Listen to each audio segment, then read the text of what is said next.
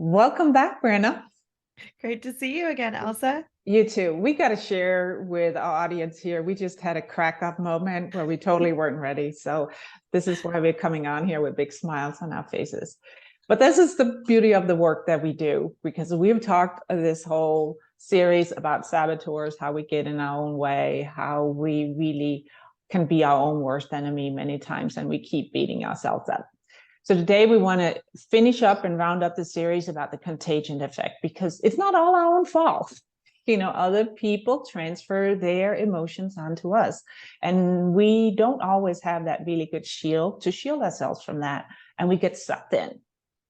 So we've talked about first, what is the framework of PQ? We have gone through some of the saboteurs, how they show up, like the controller, the stickler, the avoider, and the pleaser, and the concept we're talking about today is the contagion effect, or how you mirror other people's emotions.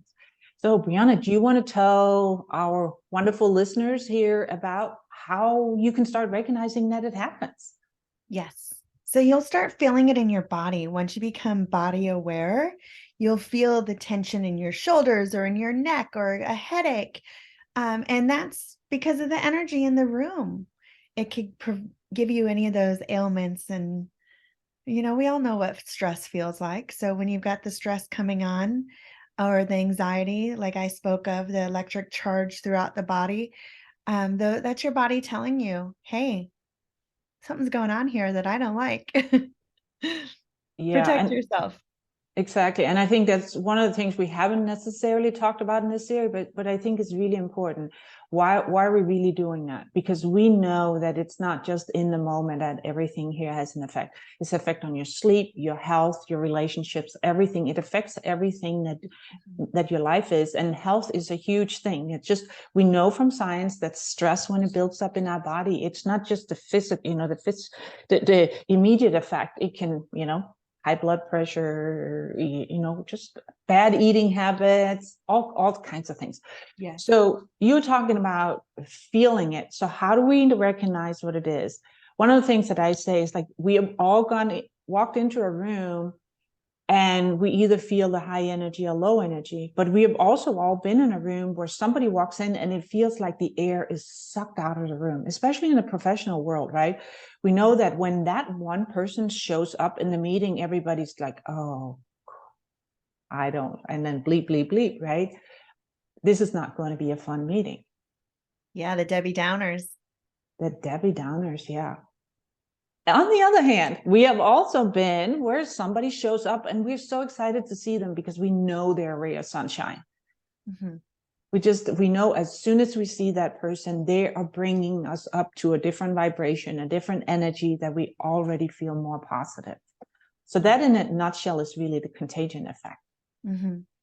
Yeah, so it's really thinking about how you want to show up for others and for yourself. Do you want to be that ray of sunshine, or do you want to be the Debbie Downer? You get to Exactly. choose. Yeah, you do get to choose, right? So how do we start choosing?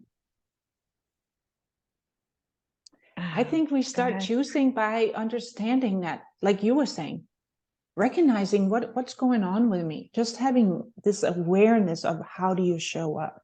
Mm-hmm. We talked about in the other video about understanding what we can control and what we not can control, and how we show up is one way that we can control it. Decide before we go into a room, or we can do some of the PQ reps that we have shared with you too. I want to come in here, even though it's a difficult meeting. I don't want to be the avoider. I don't want to be the controller. I just want to show up and be open and receptive to everybody in the room. Yes. Yes. And what a difference that makes when you walk in to a meeting open to receive, rather than closed off and already decided that, oh, this is going to be a horrible meeting. Yeah, it is. So we're also talking about, how does that show up over the holidays? So how does it show up every day, right? Because the holidays, we talk more about family. And one of the things, I have now 2 grown children, but when you're around children, that contagion effect becomes really, really apparent. if you have a child that just doesn't want to do what you want them to do in the moment, because, you know, you got to comb the hair, you got to get in the car, you got to buckle up your car seat, all of a sudden you can become a screaming match. The kid screams, you scream higher, and you know, it's just becoming a total mess. Yeah. So one of the pieces of advice that I got one time that I think is really good is that it's okay to give yourself a timeout. Yes. Remove yourself from the situation, saying, you know, hey, I got to take a breather. I got to get myself centered. I got to get myself in an area where I can really think clearly through this, you know. Yes. Space is okay. It's okay to say, I need my space. Yes. Mm-hmm. So around the holidays, when family comes around, so how do you create that space for yourself? You can time block. You can limit how much exposure you have. Maybe it's okay, you're going to be there for dinner, but then you're going to remove yourself and go for a walk around the block, or go read a book to remove yourself for a little bit. Yeah. And what about you? Yes, it's the same thing. Sometimes even just go into the bathroom, saying, okay, I need 2 minutes in the bathroom, right? Because it's the better you become at really recognizing those, because your body knows before your mind does. You can start feeling the tensing, or your hands clench, you know, or your jaw clenching too. You know, it's a really beautiful place when you can start really noticing that. And it takes practice, but as you practice, it gets easier to recognize, like, oh, I feel tension. Yes.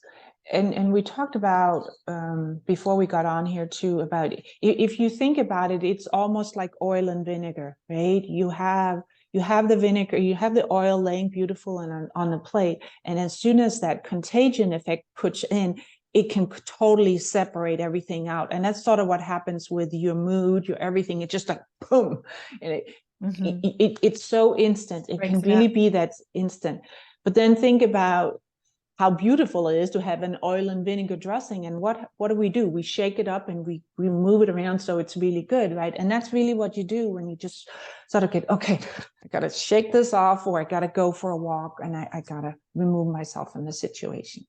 I love how you just explained that. That was so great. So what does self-care look like for you? Because we talk about that, we touched about that a little bit before, about creating the boundaries and setting ourselves up. So what does self-care look like for you? Self-care, a huge part of it for me, is watching those inner voices that we've shared. The different saboteurs, the pleaser, the avoider, the stickler, and the judge, so that they don't take over. Self-care is speaking kindly to yourself. Yes, it's really important.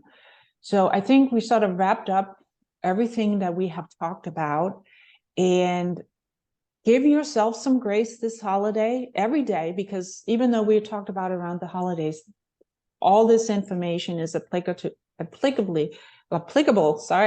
to every day of your life. So your relationship, and the more, you know, your relationships personally, you know, professionally, everybody that you come in contact with, give grace to yourself, give grace to the people you're around. Do you have any last thoughts? That's great. Yeah. I'm happy that we were able to share this with everyone. Yes. And again, I'm Elsa Johnson, and the show notes, you have all the information of myself and Brienna, and we can't wait to hear your feedback. Absolutely. Thank you. Thank you. Have a good holiday. You too. Bye. Bye.